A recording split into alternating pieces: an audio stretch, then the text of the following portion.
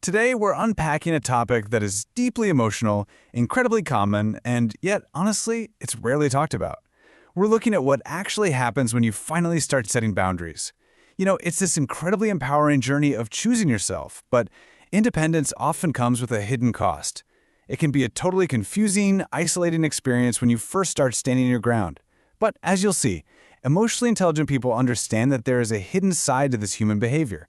And that's exactly what we are going to make sense of right now. Okay, let's dive into this. Some people are comfortable with you until you stop doing exactly what they want. Wow, that perfectly captures the core phenomenon we're unpacking today. It highlights a really hard truth about certain relationships. The moment you begin thinking for yourself, the behavior of those around you often begins to dramatically change. And why does this happen?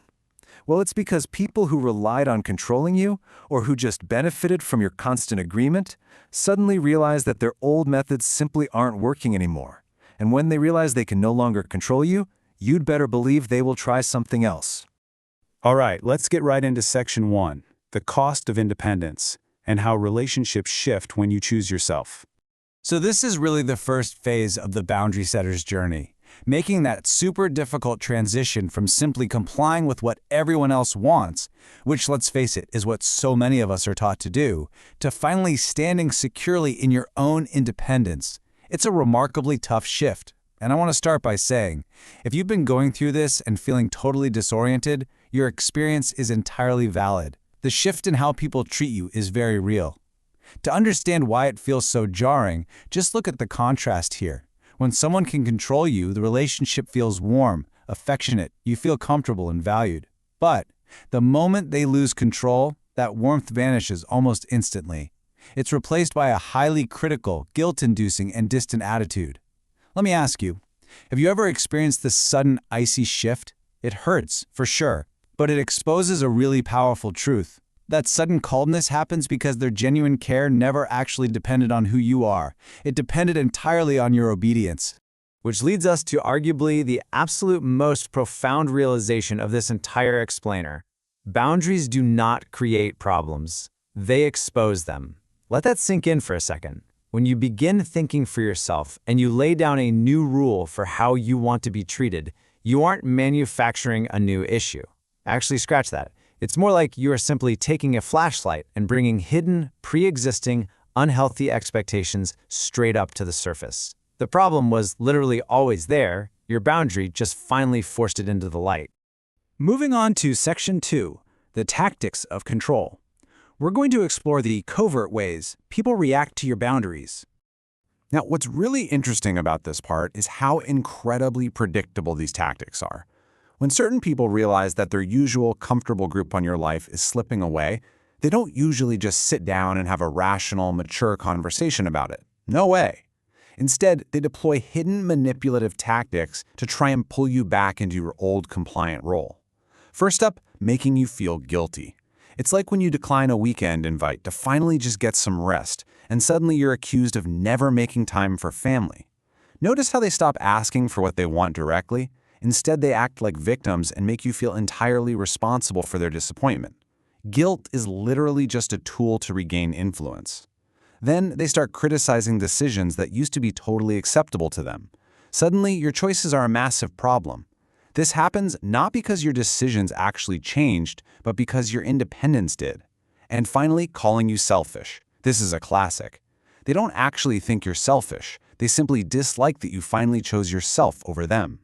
Interestingly enough, psychological studies on assertiveness show that people often project their own frustration onto the boundary setter, just to avoid dealing with their own discomfort. And that brings up a crucial truth we all need to remember. Self-respect is often completely misunderstood by those who preferred your obedience. If you are constantly being labeled as selfish for simply having boundaries, please keep this in mind. Boundaries expose unhealthy expectations. People who have historically benefited from your constant sacrifice, your time, and your energy, they will naturally become deeply uncomfortable when you stop sacrificing. They'll weaponize the whole concept of selfishness against you, mistaking your brand new self-respect for an act of defiance. Let's move to Section 3 and see how this builds. Escalation and testing limits. looking at overt tactics and aggressive pushback.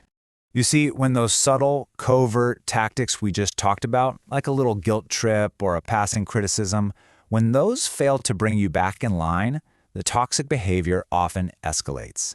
They turn up the volume. Step 1, they often withdraw affection. Some people use their attention and love as a literal reward system. When they lose control, they restrict their warmth to punish you, which just proves that their care was entirely conditional on your obedience. When that fails, we move to step 2. They try to influence opinions, and this is a really painful one. When their influence over you disappears, some people pivot and focus entirely on influencing how others see you. They create doubt, they spread rumors, and they use gossip to smear your identity. Emotionally wise people have to absolutely refuse to let these rumors define them. Finally, step 3, they will relentlessly test your boundaries again. They push, they question, they challenge. They are basically testing the waters to see whether your new limits are actually real or if you're eventually just going to cave. So, the absolutely crucial point here is this. Consistency is what turns boundaries into self-respect. The truth of the matter is that unhealthy people rarely accept boundaries immediately. It's just a fact. They are going to test you relentlessly, and that makes your consistency in the face of these tests absolutely vital. If you bend the rules for them, the boundary erodes. But if you hold firm, your boundary transforms from a simple rule into deep-rooted, unshakable self-respect. And as you stay consistent, you're going to see a really fascinating dynamic play out. The stronger your confidence becomes, the weaker their influence becomes. Often, this shifting power dynamic leads to their final tactic. They might actually become angry with your growth. Why? Because growth changes relationships. They're angry because they simply missed the old version of you that was much easier to control. But remember, people often reveal their true intentions when they can no longer control the outcome. The people who genuinely respect you, they will celebrate your growth for sure. They will not fear it. Bringing us to Section 4, Choosing Emotional Freedom.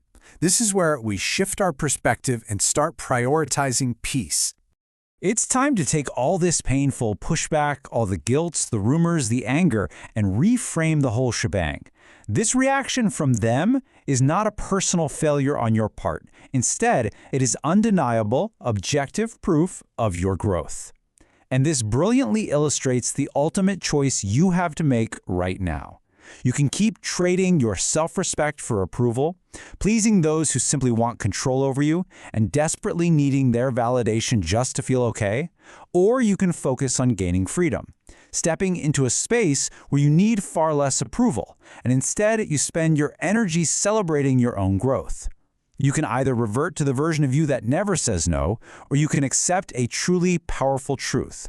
The less approval you need from others, the more freedom you gain for yourself. So what is true emotional freedom? It simply means refusing to let others control you. And importantly, it is definitely not about controlling others. This is where mindful ways really take over. It's where wisdom becomes strength, and your understanding of their behavior actually becomes your own inner peace. True peace begins the very moment you stop trading your self-respect for their approval. You aren't trying to manage them or fix their negative reactions anymore. You are just entirely focused on not letting them dictate your life. I want to leave you with this thought. It's so important. Sometimes the strongest sign of growth is disappointing the people who benefited from your weakness. The reality is, not everyone is going to throw a parade for your independence. Some people vastly preferred the version of you that never said no, and you know what? That is perfectly okay. Disappointing toxic people isn't a failure. It's an absolutely necessary, highly positive milestone on your journey to self-respect. So, as we wrap up our explainer today, take a deep breath and really ask yourself, who are you willing to disappoint to finally choose yourself? It's your life, your boundaries, and your emotional freedom. Protect it fiercely. Thank you so much for joining